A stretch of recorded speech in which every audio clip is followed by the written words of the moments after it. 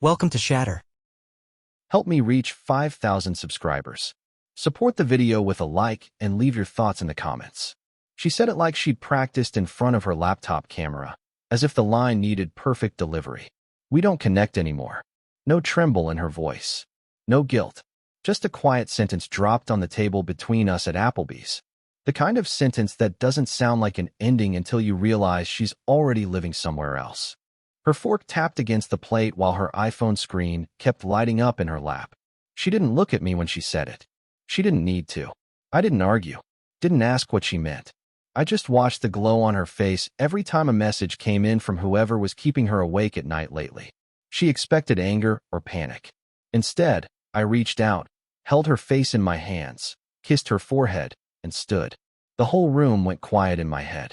No scene, no raised voice, no questions. Just a final touch that would feel like a ghost to her later. She froze. Not because she cared, but because the script in her mind didn't go that way. She was ready for negotiations, blame, something to confirm I was still wrapped around her. But all she got was silence, the kind a man gives when he's already walking toward the exit. I left the booth, walked past the families, past the bar, through the thick smell of fried food, and stepped into the parking lot where the only honest thing waiting for me was my Dodge Ram. That's the last time I'll name it. After that, it'll just be the truck. I started the engine, let it idle, and watched the lights from the restaurant flicker across the windshield like an old memory burning out. I didn't drive home right away. I circled the block slowly, letting her words run through my head. We don't connect anymore.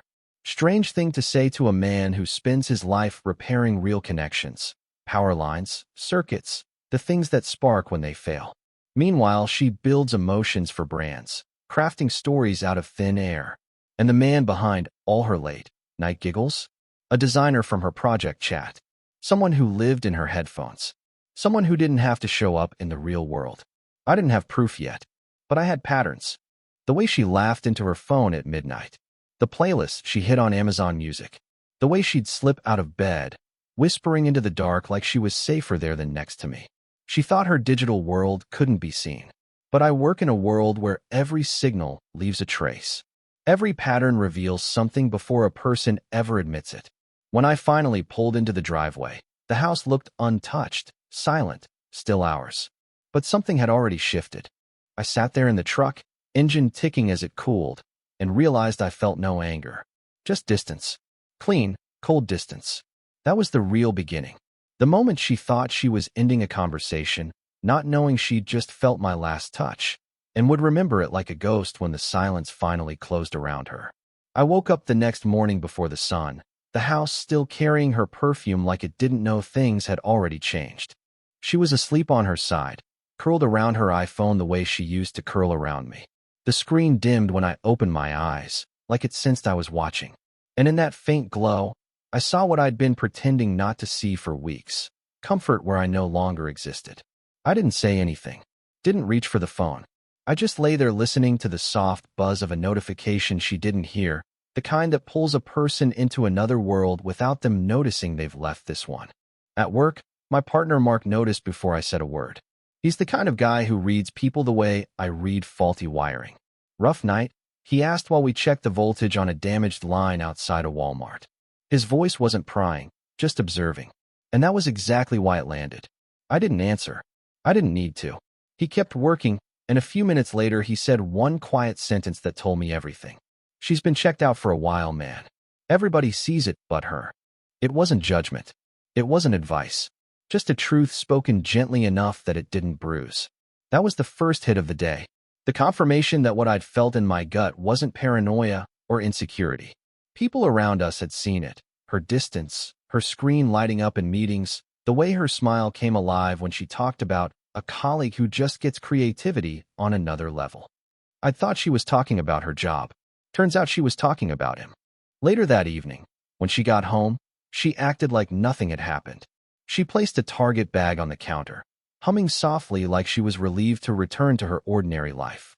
She didn't ask where I'd gone after Applebee's.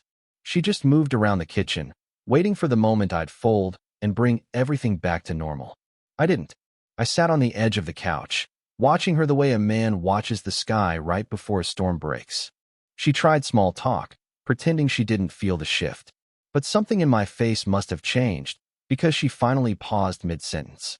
She looked at me like she was trying to read a language she'd forgotten. Her phone buzzed again, lighting up next to her. She ignored it, or tried to, but her eyes flicked to the corner of the screen. A reflex. A tell. That was when I knew. I didn't need proof. Not yet. Just the truth. Her life wasn't here anymore, and she didn't even realize she'd left. Something inside me hardened in that moment, a quiet decision forming. I wasn't going to confront her. I wasn't going to argue or investigate. I was going to move inward, away from the noise, away from the digital world she'd replaced me with. And she didn't notice the shift at all. She just kept unpacking groceries, humming to herself from a playlist she'd hidden on Amazon Music, while I sat there in silence, already halfway gone. I didn't need to search for proof, but proof found me anyway. It started with something small, almost accidental. She asked me to grab her laptop charger from her bag before she left for work. When I reached inside, her iPhone lit up from a motion touch, and a preview banner flashed across the screen before fading. I didn't open anything. I didn't scroll. I didn't even touch the phone. I just stood there for a second, staring at that faint line of text from a name I'd never heard her say out loud. A message that read like a continuation of a conversation she'd been having long before I noticed anything was wrong. On the drive to a job site near Walmart, the image of that preview kept replaying. Not the content, just the tone. Familiar. Intimate. A tone she used to reserve for me. At work, every wire I handled felt heavier, every buzzing transformer louder. Mark kept glancing at me like he expected me to talk, but I stayed locked inside myself, my mind running through months of little changes. Her late-night headphones, her sudden interest in playlists, her quiet laughter in the kitchen when she thought I was out of earshot. That afternoon, I got home early. She wasn't there. The house had a stillness to it, the kind that makes every sound sharper. I set my keys on the counter and noticed her laptop open on the dining table, screen dim but not locked. I didn't go through her files. I didn't scroll through messages.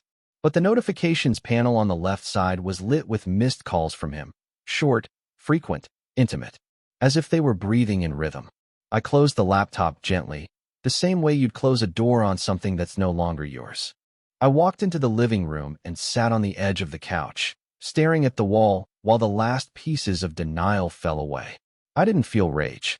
I didn't feel heartbreak. Just a slow, steady detachment, like a breaker being switched off in my chest. When she finally came home with her Target bag and that distracted smile, she didn't notice anything different. She moved around the house humming to a playlist she'd made on Amazon Music, talking about her day like we were still connected. Her phone buzzed twice, and she hesitated before flipping it over face down on the table. That was the clearest truth of all. The person you hide is the person you're with. She looked at me then, maybe sensing something she couldn't name, but I didn't offer her any explanations. I didn't ask questions. I didn't demand the truth. My expression didn't even shift. She didn't know it yet, but I had already started pulling away from her world, one silent inch at a time. And she didn't feel it. Not yet, but she would. I didn't plan the disappearance. It happened the same way as circuit overloads, quietly at first, then all at once. The morning started like any other. She was in the kitchen stirring coffee, scrolling her iPhone with that soft half-smile she never gave me anymore. I watched her from the hallway, not hiding, not announcing myself. She didn't notice me until she heard my keys, and even then she only glanced up long enough to say she had a busy day of calls. Calls. Not work. Calls. I drove to the site with the truck windows down, letting the cold air clear whatever was left of my hesitation. While Mark checked the equipment outside a Walmart loading dock, I stepped away and stared at my phone. My notifications were mostly hers, reminders for groceries, shared notes, synced calendars. All the little digital threads that make a marriage look alive even when the connection behind it is gone. I opened our shared calendar, let my thumb hover over the stop sharing option, and then tapped it. Something inside me clicked into place. Later that afternoon, she sent a message asking if I could grab a few things from Target. I saw the bubble pop up, watched it fade, but didn't open it. I wasn't angry. I just felt done in a way that didn't need words. Instead of driving home after work, I parked the truck behind an old maintenance shed near the river where the signal barely reached. I sat there for a long time, listening to the engine cool and the wind push against the door. My phone buzzed again, her name lighting up the screen, and I powered it off without reading anything. She didn't panic at first. I wasn't home, but I'd been late before. An hour passed, then two. When she called again, the call didn't ring through. I had already disabled my Apple ID, logged out of every shared note, removed myself from everything we'd built digitally. It was the cleanest break I'd ever made, like cutting a dead wire instead of trying to fix it. By the time the sun went down, I was already miles from the house, sitting in a motel room with nothing but the faint hum of the air conditioner and the distant noise of someone's Amazon Music playlist leaking through the wall. My phone stayed dark on the nightstand. Every connection tied to her was gone except the last message I'd left sitting in our chat before I blocked her completely. Connection lost. Permanently. While I lay on the stiff motel bed staring at the ceiling, I knew she'd finally noticed. She wouldn't show fear right away.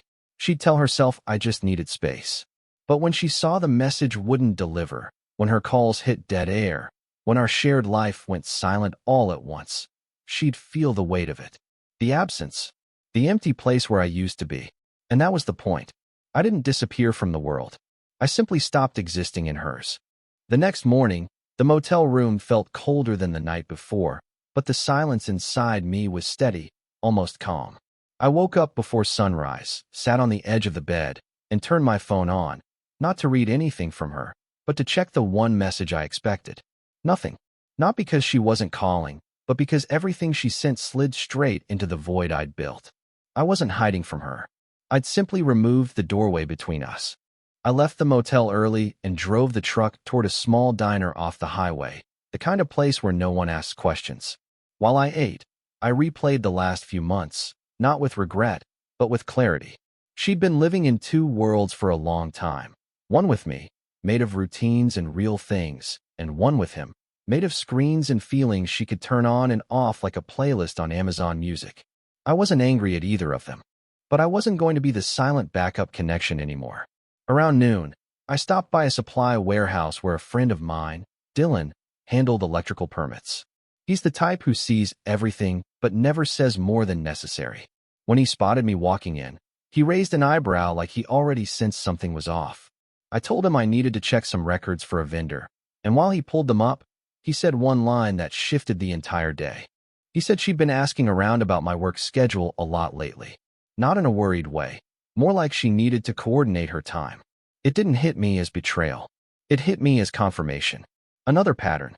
Another crack in a story she didn't think I could see. After leaving the warehouse, I sat in the truck with the engine running and opened my old work contacts, most of which were still synced to my phone. It didn't take long to find the design agency that handled her projects.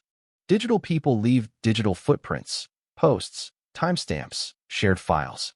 I didn't dig through anything private. I didn't hack or snoop. I just followed the publicly visible threads until I found the weak point in his world. He wasn't who he pretended to be. Not entirely. His online persona was polished, curated, impressive. But the legal business listings? They told a different story. Inconsistent filings. Missing paperwork. A contract dispute that hadn't quite gone public yet. Nothing destructive. Nothing illegal. Just enough instability to make a client nervous if they happened to receive the right anonymous tip from a concerned industry colleague. I didn't send anything yet. I didn't even screenshot it. I just saved the page, closed the tab, and leaned back in the seat as the afternoon sun flickered through the windshield. This wasn't revenge. This wasn't punishment. This was strategy, slow and quiet, like pulling a fuse from a circuit before it burns the entire line. Then I turned my phone off again, placed it face down on the dashboard, and drove away. Somewhere behind me, she was panicking, calling, texting, refreshing. But her world couldn't reach me anymore. And for the first time in a long time, I breathed without feeling watched. By the time my quiet push against him landed, I was already back on the road, keeping my distance from everything that used to define my life. I didn't see the fallout directly, but I didn't need to. People react the same way circuits do. Pressure in one place makes something spark somewhere else. Late that afternoon, while I sat in the truck outside a Walmart loading dock waiting for Mark to finish a job, my phone buzzed with an email alert from an unrelated account I rarely used. Not from her. Not from him. From the design agency itself. A short, Formal notice announcing they were re-evaluating partnerships with contractors whose paperwork didn't meet specific guidelines. A polite way of saying someone had just been flagged. I locked the phone without reading more. I hadn't sent accusations. I hadn't signed anything. I had simply dropped a single anonymous note that pointed to public records. The rest happened on its own. He'd built his world on a screen, not on structure, and screens crack fast under pressure. It wasn't revenge. It wasn't sabotage. It was a reminder. Some people live in pixels, and storms don't. By evening, I drove back toward town. Not home, just near it. Close enough to observe without being seen. I parked behind an old fence a block away from our street. From there, I could see the glow of our living room windows. She was pacing. Even from that distance, I recognized the frantic rhythm. A person searching for something she never thought she could lose. Her iPhone screen lit up her face each time she checked it, waiting for a message that would never deliver. If she stepped closer to the window, I could imagine the panic hiding in her expression, though she'd mask it as confusion at first. People like her don't jump straight to guilt. They ease into it slowly, like they're negotiating with themselves. Later that night, while I stayed in the truck's shadow, I saw her sister arrive. They talked on the porch, and though I couldn't hear the words, I understood the tone. Her sister kept glancing around like she expected me to walk out of the dark. She must have asked what happened. And my wife must have given the same line she'd given me days earlier, because her sister suddenly stepped back, folded her arms, and said something sharp enough to freeze her in place. Whatever it was, it hit her hard. I saw the way her shoulders dropped, the way she covered her mouth with her hand, not in grief, but in realization. Someone had finally told her the truth she refused to see. Everybody noticed her slipping before she did. She sank onto the porch steps, staring at the ground like it had just opened beneath her. And in that moment, surrounded by the quiet of our neighborhood, she wasn't the version of herself she performed for strangers online. She was just a woman whose world had begun to collapse without a single scream, accusation, or slammed door. Not because I exposed her, but because I disappeared from her story, and the silence left behind was loud enough for everyone else to hear. I stayed in the truck until her sister finally left. The street went quiet again, the kind of quiet where every light in a house feels louder than the people inside it. I wasn't hiding from her. I just wasn't part of that life anymore, and watching her from a distance made that clearer than anything I could have said. She moved room to room with her iPhone clutched in her hand, like it was a lifeline someone had cut without warning. Every few minutes she would stop, stare at the screen, and try again. A call, a message, a desperate attempt to reach someone who was no longer reachable. She didn't understand that silence could be final. She kept waiting for noise to return. I drove away before she could look out and spot the truck. I headed to the same diner off the highway, sat in the far corner, and listened to the faint hum of someone's Amazon Music playlist while I drank black coffee. It was strange how easy it was to breathe when I wasn't bracing myself for her tone, her mood, her latest half-truth. I didn't miss the life I'd left. I missed who I had been before she buried me under constant doubt. By the time the sun came up the next morning, I'd already decided to return to town, but not home. I needed to see the aftermath, not participate in it. I parked near the edge of the Walmart lot, where the view stretched toward our neighborhood without putting me inside it. From there, I saw her car pull out of the driveway faster than usual. She wasn't dressed for work. She wasn't dressed for anything. She looked like she'd slept 2 hours at most. She drove toward town, checking her phone at every red light, probably telling herself that the signal must be off, that the network must be down, because the alternative, that I had chosen the silence, was too heavy for her to hold yet. Later that afternoon, I stopped by Mark's place to drop off some tools. He took one look at me and didn't ask where I'd been. Instead, he told me he'd run into my wife earlier. He said she looked like she was walking through fog, asking if anyone had heard from me, trying to pretend it wasn't fear tightening her voice. I didn't respond. I didn't give him anything. He nodded like he understood and didn't push. That evening, while I watched from a distance again, I saw her sitting on our porch steps alone. No sister, no friends, just her, staring at the empty space in front of her like it used to hold something she didn't appreciate until it was gone. She kept checking her iPhone, unlocking it, scrolling, locking it, then starting again. The pattern never changed, but her expression did. The confidence was gone. The certainty was gone. Only the isolation remained. And I was there, close enough to see it, far enough not to feel it. I didn't plan to see her up close again, but the moment came on its own. Late afternoon, low sun, the kind of golden hour that makes even ordinary streets look unreal. I had parked the truck at the edge of the Walmart lot again, just far enough to stay unnoticed, just close enough to observe the pattern of her unraveling.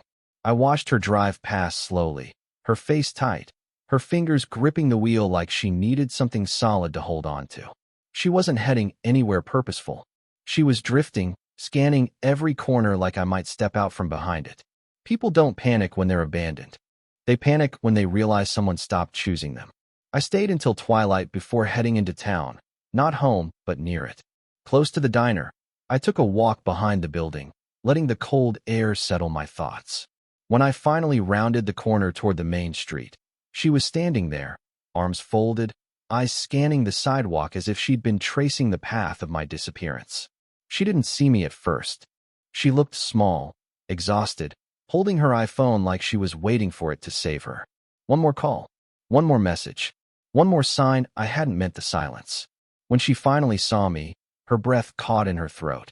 Not loud, not dramatic, just a quick, sharp intake of air that said more than any apology could.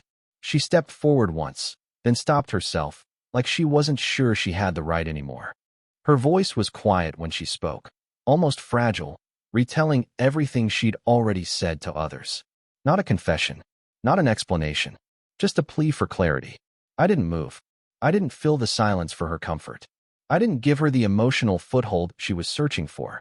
I simply watched her, letting the truth sit heavy between us.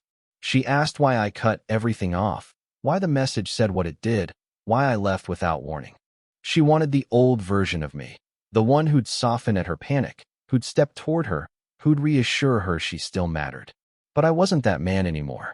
I gave her a single answer, calm and even. I told her I wasn't angry. I wasn't punishing her. I just stopped participating in a world where I wasn't seen. Her eyes reddened, not from tears but from the realization that the silence wasn't about disappearing. It was about choosing myself over the noise she'd built with someone else. She reached out, almost touching my arm, then pulled back like the distance between us had turned physical. Her iPhone buzzed in her hand, just once, and she flinched like she'd been caught. She didn't even look at the screen. She knew who it was. I didn't give her anything more. No comfort, no final argument, no promise. I simply stepped aside and let her stand in the emptiness she'd created. I wasn't out of control. I was out of reach. The days after that confrontation felt like watching a building collapse in slow motion. Not with noise, not with dust or flames, just with quiet structural failure. She tried to keep living normally, but normal had slipped through her fingers the moment I stopped mirroring her emotions. I saw it in the way she moved around town, drifting from place to place as if routine could rebuild something that had already burned out. She still checked her iPhone every few minutes like she was expecting a miracle delivery that would reconnect her to a life she'd taken for granted. I kept my distance, but I saw enough. At Walmart, she stood in the self-checkout line holding a cart of things meant to look domestic and stable. Groceries, detergent, a couple of cheap candles. But she kept staring at the entrance like she expected me to walk through it. People around her noticed her distraction. The cashier, the manager walking past, even the couple behind her in line. The cracks were visible in a way she could no longer hide. She wasn't humiliated. She was unraveling, quietly, in front of an audience that didn't need the full story to understand she'd lost something she never thought she could lose. By midweek, the collapse reached deeper. Her messages to him were no longer playful or flirty. I didn't read them. I had no access anymore, but the signs were obvious. She moved differently, sat differently, carried her phone differently. The confidence was gone. The secrecy had turned into shame. And whatever pressure landed on him from the digital storm I'd nudged into motion, it was hitting her now. She was defending him to her friends, her coworkers, anyone who asked why she seemed off. But they weren't buying the innocent act anymore. One person asked her, loud enough that I overheard from across the parking lot, if she really thought nobody noticed. The words hit her like a slap. She froze, blinked twice, and walked away without answering. She was losing her circle, not because I exposed her, but because people pick up on the scent of someone who gambled everything on an illusion and lost. Later that evening, she sat in the driveway alone, the Target bag beside her untouched. The sunset reflected in her eyes, making them look hollow. She wasn't crying. She was remembering. Remembering the last forehead kiss at Applebee's. Remembering the quiet way I held her face. Remembering how she used to lean into me without thinking. Those moments were landing in her chest like sharp echoes, each one cutting deeper because they weren't coming back. She kept scrolling through old photos on her iPhone, tapping on moments she hadn't valued when they were real. I could almost imagine what was replaying in her mind.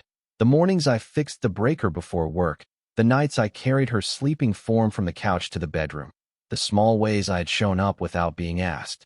Back then, they were background details. Now they were ghosts. And the silence I left behind was finally louder than any message she'd ever exchanged with him. She found me on a Friday evening, not because I wanted to be found, but because she finally stopped searching in the wrong places. The sun was low, the air heavy with that quiet stillness that comes right before night settles in. I was sitting on the tailgate of the truck near the edge of a Walmart lot, finishing a cup of coffee from the diner and watching traffic drift by like I wasn't part of any of it. I wasn't hiding. I wasn't running. I had simply stepped out of the version of life she'd built around me. She parked a few spaces away and sat in her car for a long moment before getting out. Her movements were slow, unsure, like she wasn't certain her legs could carry what she needed to say. I didn't move to help her. I didn't fill the silence with anything easy. When she finally walked toward me, she held her iPhone in both hands the way a child holds something precious they've already broken. Her face was pale, tired, stripped of the confidence she used to replace honesty. She stopped a few feet from me. Not close enough to touch. Not brave enough to try. She whispered that she understood now. That digital connections are easy because they demand nothing real. That what she'd chased wasn't a person but a feeling, a flattering echo. She said the silence from me was worse than anything she expected. She said the last touch I gave her felt like a ghost she couldn't outrun. I listened. Not with anger. Not with sympathy. Just with presence. She had spent months living somewhere else, inside chats, playlists, and late-night calls, and now she was standing in front of me, finally realizing that real connection wasn't something she could recreate with a screen. She asked if we could fix it. The question wasn't desperate. It was soft, like she already knew the answer but needed to hear it from my mouth. I didn't raise my voice. I didn't make a speech. I didn't remind her of anything she'd done. I just told her the truth. I hadn't disappeared. I'd simply stopped showing up in places where I wasn't respected. The words hit her harder than any confrontation could have. Her shoulders sank. Her eyes closed. She breathed out like a person letting go of something they'd been clinging to out of fear. I slid off the tailgate, walked past her, and opened the truck door. She turned toward me as if waiting for some final gesture of softness, something familiar, something she could hold on to. Instead, I gave her the only thing that still belonged to me, my silence. Before I got in, I looked at her one last time. Not with bitterness. Not with hope. Just clarity. I didn't disappear, I said quietly. I just stopped showing up where I wasn't respected. She closed her eyes, and for the first time since this began, she didn't argue. I started the truck, pulled out of the lot, and drove into the evening. No drama, no noise, no promise of return. Just clean distance. And behind me, in the fading light near the Walmart sign, she stood alone, holding an iPhone that would never again reach me. Real men don't explode. They exit. Subscribe for more power stories.